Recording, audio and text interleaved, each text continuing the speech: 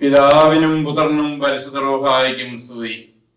കർത്താവിൽ പ്രിയരെ, ഞാൻ കഴിഞ്ഞ പ്രാവശ്യം പ്രസംഗിച്ചപ്പോൾ മാർത്തോമാ ശ്ലീഹ സ്ഥാപിച്ച സഭ മലങ്കരയിൽ നിലനിന്ന് പോകുന്നതിനെ കുറിച്ചും നൂറ്റാണ്ടുകൾക്ക് ശേഷം ആ സഭയിൽ വിഭജനം ഉണ്ടാകുന്നതും ഒരു വിഭാഗം ആളുകൾ കത്തോലിക്ക വിശ്വാസം സ്വീകരിച്ചുകൊണ്ട് പിരിഞ്ഞു പോകുന്നതും വേറെ ഒരു വിഭാഗം ആളുകൾ ആംഗ്ലിക്കൻ വിശ്വാസം സ്വീകരിച്ചുകൊണ്ട് പിരിഞ്ഞു പോകുന്നതും വരെയുള്ളതായ കാര്യങ്ങൾ ആയിരുന്നു.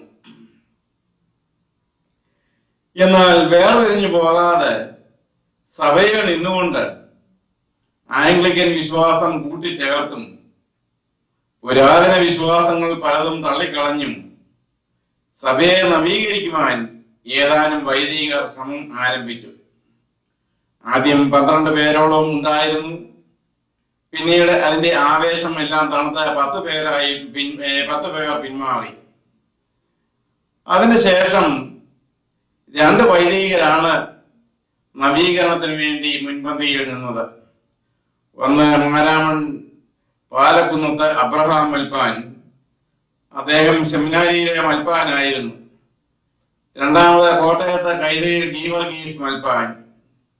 ഇവരിൽ ഏബ്രഹാം മൽപ്പാൻ 8ാം മാർത്തോമായിൽ നിന്നായിരുന്നു പട്ടം ഏറ്റത്. എന്നാൽ അദ്ദേഹത്തിൽ നിന്ന് ലഭിച്ചതായ നൽവരത്തിന് ന്യൂനതയുണ്ട് എന്ന ചിന്താഗതിയോടെ 1825 അന്ത്യോക്യയിൽ നിന്ന് ഇവിടെ വന്ന മാർ അത്താനാസിയോസ് എന്ന മെത്രാപ്പോലീത്തായിൽ നിന്നും വീണ്ടും പട്ടം ഏറ്റു. ഇതിനെതിരായി മലങ്കര മെത്രാപ്പോലീത്തായിരുന്ന ചേപ്പാട്ടുമാർ ദീവനിയാസിയോസ് ഗവൺമെന്റിൽ പരാതിപ്പെട്ടു. നാട്ടുമെത്രാനെ അവഗണിച്ചതിന് അബ്രഹാം മൽപ്പാനെ ജയിലിൽ അടച്ചു. എങ്കിലും അധികം നാൾ ജയിലിൽ കഴിയേണ്ടി വന്നില്ല. ഇതെല്ലാം സംഭവിച്ചത് 1837 ആയിരുന്നു. നവീകരണത്തോടുള്ളതായ ആവേശം മൂത്ത് ഏബ്രഹാം മൽപ്പാൻ നിലവിലിടുന്നതായ തക്സ പരിഷ്കരിച്ചു. വിശുദ്ധ കന്യാമറിയാമിനോടും പരിശുദ്ധന്മാരോടുമുള്ളതായ അപേക്ഷകൾ മാറ്റി. മരിച്ചുപോയവർക്ക് വേണ്ടിയുള്ളതായ പ്രാർത്ഥനകൾ മാറ്റി. പരിഷ്കരിച്ച തക്സ ഉപയോഗിച്ച് മാരാമൺ പള്ളിയിൽ അദ്ദേഹം വിശുദ്ധ കുർബാന അർപ്പിച്ചു. മാരാമൺ പള്ളിയിൽ പെരുന്നാൾ ദിവസം പ്രൊസഷൻ പോകുമ്പോൾ തടി കൊണ്ട് ഉണ്ടാക്കിയ ഒരു രൂപം പുരോഹിതൻ കയ്യിൽ പിടിച്ചുകൊണ്ട് പോകും. പ്രൊസഷൻ തീരുമ്പോൾ ആ രൂപം ത്രോണോസിൽ കൊണ്ടുവയ്ക്കും. അതായിരുന്നു പതിവ്. എന്നാൽ ആ വർഷം ഏബ്രഹാം മൽപ്പാൻ ആ പ്രതിമ കയ്യിൽ പിടിച്ചുകൊണ്ട് പോയി.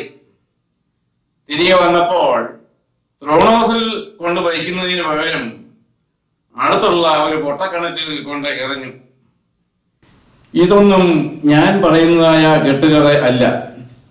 മാർത്തോമാ സഭയിലെ വലിയ മെത്രാപ്പോലീത്തായിരുന്ന അലക്സാണ്ടർ മാർത്തോമാ മെത്രാപ്പോലീത്തൻ എഴുതിയ Marthoma church heritage and mission എന്ന പുസ്തകത്തിൽ മെത്രാപ്പോലീത്ത തന്നെ എഴുതിയിരിക്കുന്നതായ കാര്യമാണ്. അത് ഞാൻ വായിച്ച് കേൾപ്പിക്കാം. The image of one such saint which was kept in the Mariamman church was considered to be of special power. So people came in large number with offerings both in money and kind to please him. This was a means of large income for the clergy and the church. Abraham Mälpän, who came to realize the futility of such practices, threw the image of the saint into a well, even though it meant great financial loss.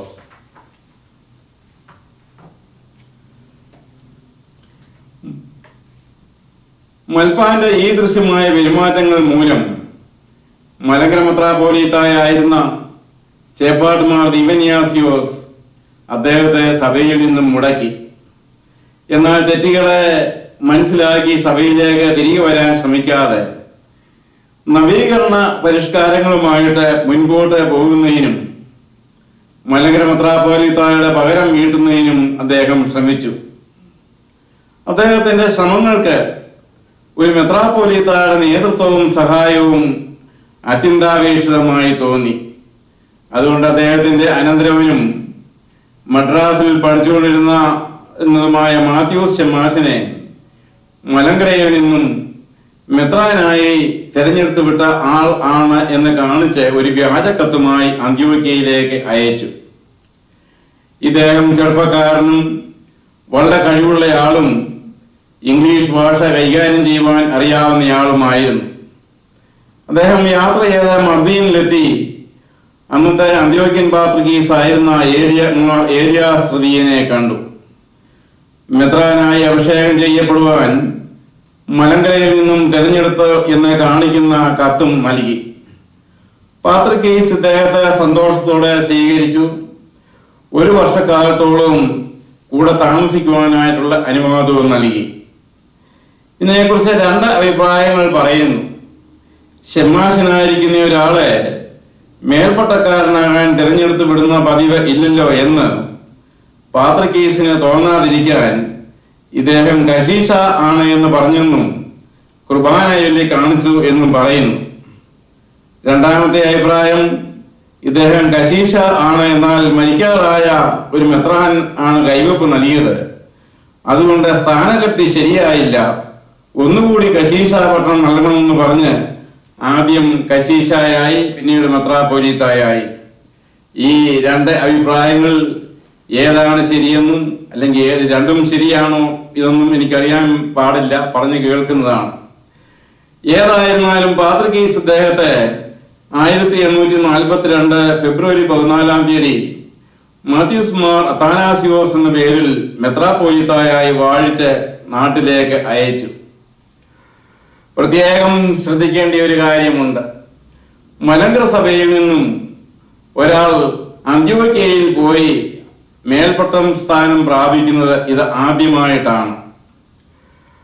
Mathews Mar Athanasios 1843 തിരിച്ചു വന്നപ്പോൾ കൊച്ചിയിൽ വെച്ച് മുമ്പ് നിലവിലിരുന്ന തക്സ ഉപയോഗിച്ചുകൊണ്ടാണ് കുർബാന എഴുതിയത്. ഏബ്രഹാം മൽപ്പാൻ നവീകരിച്ച തക്സ വെച്ചുകൊണ്ടല്ല കുർബാന എഴുതിയത്. അതും അലക്സാണ്ടർ മാർത്തോമ മെത്രാപ്പോലീത്തായുടെ പുസ്തകത്തിൽ പറഞ്ഞിട്ടുള്ളതായ കാര്യമാണ്. പറഞ്ഞിരിക്കുന്ന കാര്യം ഞാൻ വായിച്ച് കേൾപ്പിക്കാം.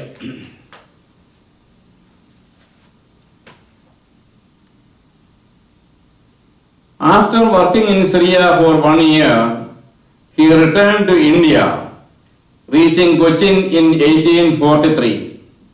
Abraham Malpan wished that he should celebrate Holy Communion only according to the revised liturgy, but with a view to get the goodwill of the majority of the members of the church, he celebrated Holy Communion at Cochin using the old liturgy before reaching Maraman. This was a matter of disappointment to Abraham Malpan. അനന്തരവനെ അന്ത്യോക്യയിൽ വിട്ട് വ്യാജം എഴുത്തുകൾക്കായിട്ട് വിട്ട് മെത്രാനായിട്ട് തിരികെ വന്നപ്പോൾ മൽപ്പാൻ പരിഷ്കരിച്ചതായ തക്സ വെച്ചുകൊണ്ടല്ല, original തക്സ വെച്ചുകൊണ്ടാണ് അദ്ദേഹം കുർബാന എഴുതിയത്. പാലക്കുന്നത്ത് മാത്യൂസ് മാർ അത്താനാസിയോസ് ശക്തിയോടെയാണ് മലങ്കരയിൽ തിരിച്ചെത്തിയത്. അദ്ദേഹത്തെ മലങ്കര സഭ തലവനായി നിയമിച്ചുകൊണ്ട് പാത്രികീസിന്റെ കൽപ്പനയുണ്ടായിരുന്നു. അതിന്റെ ബലത്തിൽ തിരികെ വന്നപ്പോൾ ചുമതലയിലിരുന്ന ഏപ്പാട്ടുമാർ ദീവന്യാസിയോസ് സ്ഥാനത്യാഗം ചെയ്യണമെന്ന് ആവശ്യപ്പെട്ടു. എന്നാൽ ചേപ്പാട്ടുമാർ ദീവന്യാസിയോസ് അതിന് തയ്യാറായില്ല. തിരുവിതാംകൂർ ഗവൺമെന്റിൽ പരാതിപ്പെട്ടു. എന്നാൽ ബ്രിട്ടീഷ് പ്രസിഡന്റിന്റെ സ്വാധീനം ഉണ്ടായിരുന്നതുകൊണ്ട് തിരുവിതാംകൂർ ഗവൺമെന്റ് ചേപ്പാട്ട്മാർ ദീപന്യാസിയോസിന്റെ പരാതി നിരസിച്ചു. പാലക്കുന്നത്ത് മാത്യൂസ് മാർ അത്താനാസിയോസിനെ മലങ്കര മെത്രാപ്പോലീത്തായി പ്രഖ്യാപിച്ചുകൊണ്ടുള്ളതായ രാജകീയ വിളംബരം പുറപ്പെടുവിച്ചു. അതോടെ മാർ അത്താനാസിയോസ് കൂടുതൽ ശക്തി പ്രാപിച്ചു. എന്നാൽ അദ്ദേഹം ഒരു കാര്യം ചെയ്തു. വിശ്വാസത്തിന്റെ പേരിൽ ആളുകളെ ഭിന്നിപ്പിച്ചില്ല. ഏതെങ്കിലും വിശ്വാസത്തിൽ മജോറിറ്റി ഉണ്ടായിരുന്ന ആളുകളുടെ അവിടെ ചെല്ലുമ്പോൾ അവരുടെ രീതിയും വിശ്വാസവും അനുസരിച്ച് പെരുമാറും. ആരാധന നടത്തുകയും ചെയ്യുമായിരുന്നു. പഴയ വിശ്വാസമുള്ളവരുടെ അടുക്കൽ ചെല്ലുമ്പോൾ അവരുടെ വിശ്വാസം അനുസരിച്ച്, പുതിയ വിശ്വാസമുള്ളവരുടെ അടുക്കൽ ചെല്ലുമ്പോൾ അവരുടെ രീതി അനുസരിച്ച്. ഏതായിരുന്നാലും ഇദ്ദേഹത്തെ എതിർത്ത് നിൽക്കാനുള്ള ശക്തി ഇല്ലാത്തതുകൊണ്ട് ചേപ്പാട്ടുമാർ ദീവന്യാസിയോസ് തനിക്ക് സഹായത്തിന് ഒരു മെത്രാപ്പോലീത്തായെ അയക്കണമെന്ന് കാണിച്ച് വീണ്ടും അന്ത്യോക്യയിലേക്ക് കത്തയച്ചു. അതനുസരിച്ച് പാത്രിക്കീസ് യുവാക്കീം മാർ കൂറിലോസ് എന്ന ഒരു മെത്രാപ്പോലീത്തായെ മലങ്കരയിൽ അയച്ചു. നേരത്തെ സഹായത്തിന് വന്ന അത്താനാസിയോസ് എന്ന മെത്രാപ്പോലീത്തായുടെ കാര്യം ഞാൻ കഴിഞ്ഞ പ്രാവശ്യത്തെ പ്രസംഗത്തിൽ വളരെ വിശദമായി പറഞ്ഞിരുന്നു. അയാൾ കാണിച്ചു കൂട്ടിയതായ വികൃതികളും നാട് കടത്തപ്പെടേണ്ടതായ സന്ദർഭങ്ങളെ കുറിച്ചും പറഞ്ഞു. ഇപ്പോൾ രണ്ടാമത്തെ സഹായത്തിനുമായി വന്ന യുവാക്കീം കൂറിലോസും വന്ന ശേഷം അദ്ദേഹമാണ് മലങ്കര മെത്രാപ്പോലീത്ത, ചേപ്പാട്ടുമാർ ദീവന്യാസിയോസ് അല്ല എന്ന് പ്രഖ്യാപിച്ചു. പലരിൽ നിന്നുള്ളതായ തിരിച്ചടികളുടെ ഫലമായി ചേപ്പാട്ടുമാർ ദീവന്യാസിയോസ് മാർ കൂറിലോസിനു വേണ്ടി സ്ഥാനത്യാഗം ചെയ്തു. 1855 ഒക്ടോബർ 9 കാലം ചെയ്തു ചേപ്പാട്ട് പള്ളിയിൽ കബറടക്കി. ആ പള്ളിയാണ് ചേപ്പാട്ടുമാർ ദീവന്യാസിയോസ് മെത്രാപ്പോലി കബറടക്കുന്ന ആ പള്ളിയാണ് ഇപ്പോൾ ഹൈവേക്ക് വീതി കൂട്ടാൻ വേണ്ടി പൊളിക്കണമെന്ന് ഗവൺമെന്റ് കുറെ നാൾ മുമ്പ് പറഞ്ഞത്. എന്നാൽ യുവാക്കീം കൂറിലോസിന് അദ്ദേഹത്തിന്റെ ആഗ്രഹം സാധിച്ചില്ല. സഭയുടെ കാര്യത്തിൽ ഒന്നും ഇടപെടാനും തിരുവിതാംകൂറിൽ നിന്നും കൊച്ചിയിൽ നിന്നും മാറി പൊയ്ക്കൊള്ളണമെന്ന് ബ്രിട്ടീഷ് പ്രസിഡന്റ് ആജ്ഞാപിച്ചു. ഇതിനോടകം നവീകരണത്തിൽ ചരട് പിടിച്ച പാലക്കുന്നത്ത് അബ്രഹാം മൽപ്പാൻ ഈ ലോകത്തു നിന്നും കടന്നുപോയി. അദ്ദേഹം ആഗ്രഹിച്ച വിധത്തിൽ നവീകരണ പ്രവർത്തനങ്ങൾ ശക്തിപ്പെടുത്താൻ മെത്രാപ്പോലീത്തായായി വന്ന മാർ അത്താനാസിയോസ് ശ്രദ്ധിച്ചില്ല. അദ്ദേഹത്തിന് നവീകരണത്തെക്കാൾ അദ്ദേഹത്തിന്റെ സ്ഥാനവും ശക്തിയും വർദ്ധിപ്പിക്കുന്നതിലായിരുന്നു കൂടുതൽ ഉത്സാഹം. ഈ നിരാശയോടെ അബ്രഹാം മൽപ്പാൻ 1845 ദിവംഗതനായി മാരാമൺ പള്ളിയിൽ കബറടക്കി. സഹായിക്കാനായി വന്ന യുവാക്കീം മാർ കൂറിലോസിൽ നിന്നും സഹായമല്ല ഉപദ്രവമാണ് ഉണ്ടാകുന്നത് എന്ന് മനസ്സിലാക്കിയ ചേപ്പാട്ടുമാർ ദീവന്യാസിയോസ് നാട്ടിൽ നിന്ന് തന്നെ ഒരാളെ മെത്രാപ്പോലീത്തായായി അയക്കുവാൻ അന്ത്യോക്യയിലേക്ക് അയക്കുവാൻ തീരുമാനിച്ചു. അദ്ദേഹം കാലം ചെയ്യുന്നതിന് മുൻപ് കുന്നംകുളത്തെ പുലിക്കോട്ടിൽ യൗസേഫ് എന്ന കത്തനാരെ മെത്രാനാകുന്നതിന് വേണ്ടി അന്ത്യോക്യയിലേക്ക് അയച്ചു. യൗസേഫ് കത്തനാർ ആ കാലത്ത് ക്ലേശപൂർണമായി യാത്ര ചെയ്ത് സിറിയയിലെത്തി. അന്നത്തെ അന്ത്യോക്യൻ പാത്രിക്കീസായിരുന്ന മോറാൻമാർ ഇഗ്നാത്തിയോസ് യാക്കോബ് ദിദിയൻ, ഇഗ്നേഷ്യസ് ജേക്കബ് സെക്കൻഡ്, മാർ ദീവന്യാസിയോസ് എന്ന പേരിൽ മെത്രാനായി ഇദ്ദേഹത്തെ വാഴിച്ചു. ഇദ്ദേഹം 1865 മലങ്കരയിൽ തിരിച്ചെത്തി. തിരികെ വന്ന ശേഷം തനിക്ക് അനുകൂലമായി ഒരു രാജകീയ വിളംബരം പുറപ്പെടുവിക്കണമെന്ന് ഗവൺമെന്റിനോട് ആവശ്യപ്പെട്ടു. എന്നാൽ ഗവൺമെന്റിൽ നിന്നും മാർ ദീവന്യാസിയോസിന് അനുകൂലമായ ഒരു നടപടി ഉണ്ടായില്ല. പാലക്കുന്നത്ത് അത്താനാസിയോസ് മലങ്കര മെത്രാപ്പോലീത്തായായി തുടർന്നു. 1868 അബ്രഹാം മൽപ്പാന്റെ മകനെ തോമസ് മാർ അത്താനാസിയോസ് എന്ന പേരിൽ മെത്രാനായി ഇദ്ദേഹം തന്നെ വാഴിച്ചു. പുതിയ മെത്രാൻ തോമസ് മാർ അത്താനാസിയോസ് സെമിനാരിയിൽ താമസം തുടങ്ങി. 1877 പാലക്കുന്നത്ത് മാത്യൂസ് മാർ അത്താനാസിയോസ് കാലം ചെയ്തു. പുലിക്കോട്ടിൽ യൗസേഫ് ദീവന്യാസിയോസിന്റെ ആദ്യ ശ്രമങ്ങൾ ഒന്നും പാലക്കുന്നത്ത് മാർ അത്താനാസിയോസിനെ മലങ്കര മെത്രാപ്പോലീത്ത സ്ഥാനത്ത് നിന്ന് നീക്കുവാൻ ഫലവത്തായില്ല. അതുകൊണ്ട് അന്നത്തെ അന്ത്യോക്യൻ പാത്രിക്കീസ് ആയിരുന്ന പത്രോസ് പാത്രിക്കീസിനോട് മലങ്കര സന്ദർശിക്കണമെന്നും അത്താനാസിയോസിന്റെ സ്ഥാനം നീക്കണമെന്നും അപേക്ഷിച്ചു. മലങ്കരയിൽ തന്റെ ആധിപത്യം ഉറപ്പിക്കുവാൻ പറ്റിയ അവസരമായി പാത്രിക്കീസ് ഇതിനെ കണക്കാക്കി വരാം എന്ന് സമ്മതിച്ചു. 1875 പാത്രിയർക്കീസ് മലങ്കരയിൽ എത്തി. അന്ത്യോക്യയിൽ നിന്നും മലങ്കര സന്ദർശിക്കുന്ന ആദ്യത്തെ പാത്രിക്കീസാണ് മോറാൻമാർ പത്രോസ് തൃതീയൻ പാത്രിക്കീസ്. അദ്ദേഹം വന്ന് താമസിയാതെ തന്നെ പാലക്കുന്നത്ത് അത്താനാസ്യോസിനെ മുടക്കി. 1876 തിരുവിതാംകൂർ ഗവൺമെന്റ് ഒരു ഓർഡിനൻസ് പുറപ്പെടുവിച്ചു. അതനുസരിച്ച് മലങ്കര സുറിയാനി സഭയുടെ വസ്തുവകകളിലുള്ളതായ തർക്കങ്ങൾ ഗവൺമെന്റ് നേരിട്ട് ഇടപെടാതെ കോടതിയിൽ കൂടെ തീർത്തുകൊള്ളണമെന്ന് ആജ്ഞാപിച്ചു. പാത്രിയാർക്കീസ് 1876 മുളന്തുരുത്തിയിൽ ഒരു അസോസിയേഷൻ വിളിച്ചുകൂട്ടി. ഇതിനെ മുളന്തുരുത്തി സിനോദോസ് എന്ന് പറയുന്നു. ആ അസോസിയേഷൻ വെച്ച പുലിക്കോട്ടിൽ ജോസഫ് മാർ ദീവന്യാസ്യൂസിനെ മലങ്കര മെത്രാപ്പോലീത്തായായി ഉയർത്തി. 7 ഭദ്രാസനങ്ങൾ പുതുതായിട്ട് രൂപീകരിച്ചു. 6 പുതിയ മെത്രാപ്പോലിത്തന്മാരെ വാഴിച്ചു. അതിൽ ഒരാളായിരുന്നു പരിശുദ്ധ പരിമല തിരുമേനി. പാത്രിയാർക്കീസിന്റെ മുടക്ക് മാർ അത്താനാസ്യൂസിന്റെ ശക്തി അല്പം ക്ഷയിപ്പിച്ചു എങ്കിലും അദ്ദേഹം മലങ്കര മെത്രാപ്പോലീത്തായി തന്നെ നിലകൊണ്ടു. 1877 കാലം ചെയ്തത്. പാലക്കുന്നത്ത് മാത്യൂസ് മാർ അത്താനാസ്യോസ് മലങ്കര സഭയിലെ ഏറ്റവും ശക്തിമാനായ ഒരു മലങ്കര മെത്രാപ്പോലീത്തായിരുന്നു. അദ്ദേഹത്തിന്റെ ശക്തിയും കഴിവുകളും നവീകരണം വ്യാപിപ്പിക്കുന്നതിനേക്കാൾ ഉപരിയായി മലങ്കര മെത്രാപ്പോലീത്തായ്ക്ക് രാജ്യത്തുള്ളതായ ശക്തി ഉറപ്പിക്കുന്നതിനും ആ ശക്തി പ്രായോഗികമാക്കുന്നതിനും ആയിരുന്നു. ആ കാലത്ത് ബ്രാഹ്മണരും നായന്മാരും മറ്റും ചില കുലീനതകൾ അവകാശപ്പെട്ടുകൊണ്ട് നമ്മുടെ സമുദായത്തെ അടിച്ച് തകർക്കുവാനായിട്ട് ശ്രമിച്ചിട്ടുണ്ട്. അവരുടെ ആക്രമണത്തെ തകർത്ത് ക്രിസ്ത്യാനികളുടെ സോഷ്യൽ സ്ഥിതി ഉയർത്തുവാൻ വളരെയധികം സഹായിച്ച ഒരു മെത്രാപ്പോലീത്തായിരുന്നു പാലക്കുന്നത്ത് മാത്യൂസ് മാർ അത്താനാസ്യോസ്. അദ്ദേഹം കാലം ചെയ്യുവോളം മലങ്കര മെത്രാപ്പോലീത്ത ആയിരുന്നു. അതുകൊണ്ട് അദ്ദേഹത്തെ നമ്മുടെ സഭയുടെ തന്നെ മലങ്കര മെത്രാപ്പോലീത്തായിട്ട് അംഗീകരിച്ചു വരുന്നു. പാലക്കുന്നത്ത് അത്താനാസ്യോസിന് ശേഷം അദ്ദേഹം വാഴിച്ച തോമസ് അത്താനാസ്യോസ് നവീകരണ വിഭാഗത്തിന്റെ പ്രധാന ചുമതലക്കാരനായി. മലങ്കര മെത്രാപ്പോലീത്ത എന്ന പേരിൽ സെമിനാരിയിൽ താമസിച്ചുകൊണ്ട് തന്റെ പ്രവർത്തനം ആരംഭിച്ചു. ഇതിനെതിരെ പുലിക്കോട്ടിൽ ജോസഫ് മാർ ദീവന്യാസ്യോസ് ആലപ്പുഴ കോടതിയിൽ ഒരു കേസ് ഫയൽ ചെയ്തു. ഇതിനെ സെമിനാരി കേസ് എന്ന പേരിൽ പിന്നീട് അറിയപ്പെടുവാൻ തുടങ്ങി.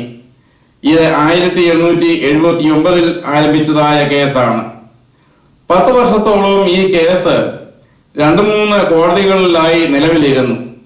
അവസാനം 1889 ജൂലൈയിൽ ഫൈനലായിട്ടുള്ള വിധി ഉണ്ടായി.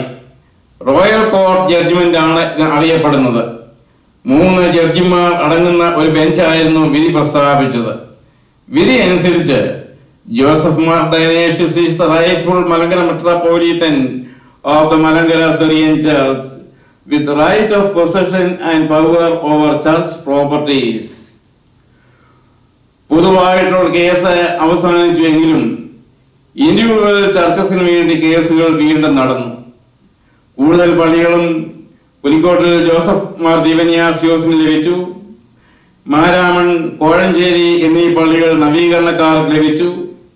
5 പള്ളികളുടെ ഉടമസ്ഥാവകാശം 2 കൂട്ടർക്കും കൂടിയാണ്. ഒന്നിടവിട്ട ഞായറാഴ്ചകളിൽ ആരാധന നടത്തുന്നു. ഇപ്പോഴും അങ്ങനെ നടത്തുന്നതായ പള്ളികളുണ്ട്. സെമിനാരി കേസിൽ പരാജിതരായപ്പോൾ പാലക്കുന്നത്ത് തോമസ് അത്താനാസ്യോസും കൂടെ ഉണ്ടായിരുന്നവരും സഭയിൽ നിന്നും വേർപെട്ടു പോയി. പുതിയൊരു സഭ സ്ഥാപിച്ചു. ആദ്യം നവീകരണ സുറിയാനി സഭ എന്നാണ് അറിയപ്പെട്ടിരുന്നത്. പിന്നീട് മാർത്തോമാ സുറിയാനി സഭ എന്ന് അറിയപ്പെടുവാൻ തുടങ്ങി. അപ്പോൾ ഒരു കാര്യം നിങ്ങൾ പ്രത്യേകിച്ച് ഓർക്കണം. മാർത്തോമാ സഭയുടെ ഉത്ഭവം 1889 ഇപ്പോൾ 131 വർഷം ആയിരിക്കുന്നു. എന്നാൽ ഈ 131 വർഷങ്ങൾ കൊണ്ട് ഒരു സഭയായി അവർ വളരെ ശക്തി പ്രാപിച്ചു. ഇന്ത്യയിലും വിദേശത്തുമായി അനേകം പള്ളികൾ, പട്ടക്കാർ, സ്ഥാപനങ്ങൾ ആരംഭം മുതൽ തന്നെ സുവിശേഷ വേലയ്ക്ക് പ്രത്യേകം പ്രാധാന്യം നൽകി. നാളിതുവരെ 8 പേർ മാർത്തോമാ വലിയ മെത്രാപ്പോലിത്തന്മാരായി ഭരണം നടത്തി. അടുത്ത സമയത്ത് വാഴിക്കപ്പെട്ട മാർ തെയോഡോഷ്യസ് മാർത്തോമാ മെത്രാപ്പോലീത്ത 9ാമത്തെ മാർത്തോമാ മെത്രാപ്പോലീത്തായാണ്. പാലക്കുന്നത്ത് മാത്യൂസ് അത്താനാസ്യോസ് വിഭജിക്കപ്പെടാത്ത സഭയിലെ മെത്രാപ്പോലീത്ത ആയിരുന്നു എന്ന് ഞാൻ നേരത്തെ പറഞ്ഞുവല്ലോ. അതുകൊണ്ട് അദ്ദേഹത്തെ നമ്മുടെ തന്നെ മലങ്കര മെത്രാപ്പോലീത്തായി കരുതുന്നു. വേർപിരിഞ്ഞു പോയ ശേഷം ആദ്യത്തെ അവരുടെ മെത്രാപ്പോലീത്ത തോമസ് മാർ അത്താനാസിയോസ് ആയിരുന്നു. ആ കണക്ക് വെച്ച് നോക്കുമ്പോൾ അന്ന് 8 പേർ ഈ ലോകത്തിൽ നിന്നും കടന്നുപോയി. ഇപ്പോൾ 9ാം മാർത്തോമ മെത്രാപ്പോലീത്തായാണ് ഭരണം നടത്തുന്നത്. എന്നാൽ Joseph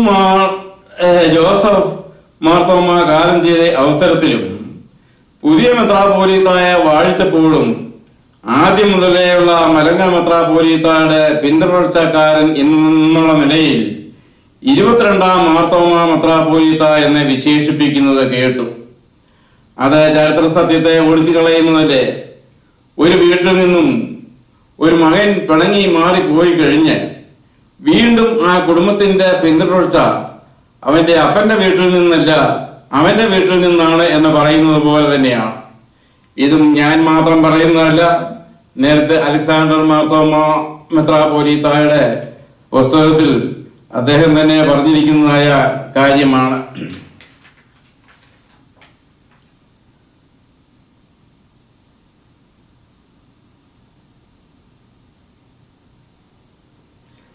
Even though the Reform Party lost their hereditary and rightful possession, it became the occasion for the people to turn to God and to go forward in faith, trusting in the power of God.